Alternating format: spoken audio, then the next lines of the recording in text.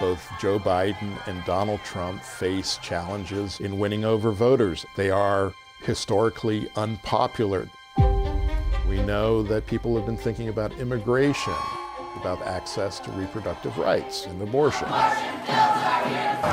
We know that people have been thinking about broader threats to democracy.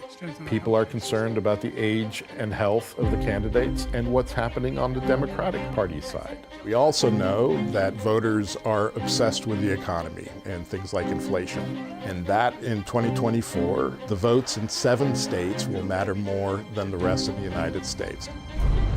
Arizona, Georgia, Michigan, North Carolina, Nevada, Pennsylvania, and Wisconsin. We've taken those 7 states and put them together into what we call the battleground economy. Most people want to see economic prosperity. Do we have sticky inflation? People want to see prices come down. The stakes here, I think, are very high.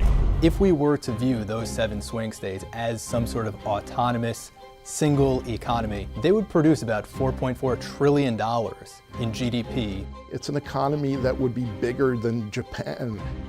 It's an economy that is older and whiter and in some cases poorer than the rest of the United States. And that accounts for about 17% of the US population. They are up for grabs. And the well-being of voters in those 7 swing states is of the utmost importance for winning the presidency. Now we damn not let Donald Trump turn America. The battleground economy is made up of 7 states that aren't all the same in economic terms. And the thing that really unifies them is politics. You have Sun Belt states that have seen a big increase in population in recent years. You have the states that are called the Blue Wall, old industrial states like Michigan, Pennsylvania, and Wisconsin. We found that it has been growing even more slowly than the swing states as a whole. It's about 12% of GDP in those swing states is generated by the manufacturing industry. That compares to just about 10% for the rest of the US. The swing states look a bit more 20th century than the rest of the country does. By lots of measures, the US economy is in historically good shape. Unemployment has been at or near record lows. Inflation is coming down. Credit for a lot of that goes to a new embrace of industrial policy that Joe Biden has led in Washington. The 2 states that have really seen the most growth in manufacturing employment are Arizona, where we're seeing investment in semiconductor fabrication plants, and Nevada, which is a unique story mostly driven by Tesla's battery manufacturing. The US economy is also coming through a historic period of chaos and pain. We saw an incredibly deep recession in 2020. We've seen a rapid recovery from that, but that's also been accompanied by the highest inflation in 40 years. We also have interest rates at 40-year highs. A lot of people have not seen either the inflation or the interest rates that we are seeing now in their lifetime. Nevada, like other Sun Belt states, has been growing incredibly fast. But one of the phenomena you see there is that housing costs have risen faster than they have in the rest of the United States. In 2019, a median household could expect to spend 19% of their monthly income on their mortgage payment for a median house in Nevada. By last year, that had risen to 36% of their monthly income. It's not just poor people, it's middle-class people who feel squeezed. As people move into an economy, that economy grows. 300,000 more people live in Georgia today than did in even 2020. A lot of that growth has happened in Metro Atlanta. But while that population growth has fed a growth in the state economy, that growth has to be shared between more people. This year, Republicans are making a big play for Wisconsin.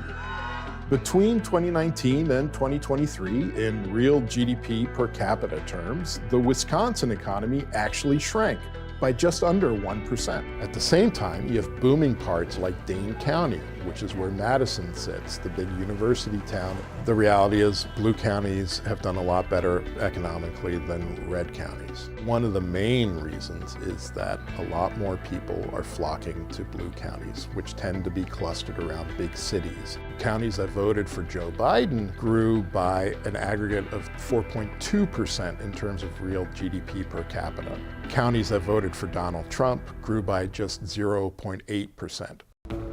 One of the things a lot of politicians have looked to in the past is something called the misery index. And that simply adds up the level of inflation with the unemployment rate.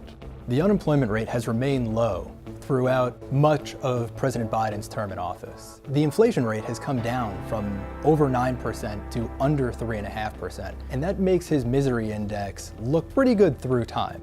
But polling conducted by Bloomberg News and Morning Consult have shown that voters in all 7 swing states trust former President Trump as a steward of the economy more so than President Biden. So we constructed a new index, Misery 2.0. And we look at the 4-year cumulative inflation of each president and their average unemployment rate while in office. The role of inflation is really key here. Arizona had the highest Misery 2 index rating of the swing states because it saw some of the highest price increases in the US. President Biden is on track to have a Misery 2.0 index of 25.5. We estimate that cumulative inflation during his term will reach about 21%.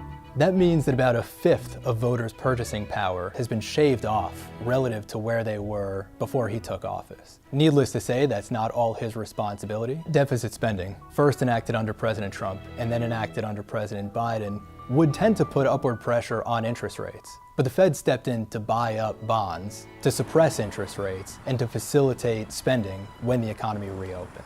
The result of that fiscal stimulus, paired with rock-bottom interest rates, was the surge of inflation. The caveat to all the work that we've done is that while the economy matters to voters, it's not the only issue that matters to voters. But the economy is always an issue that voters bring into the booth with them when they cast their ballots. And that means that how their own local economies are doing may in the end be what swings the vote one way or the other in November.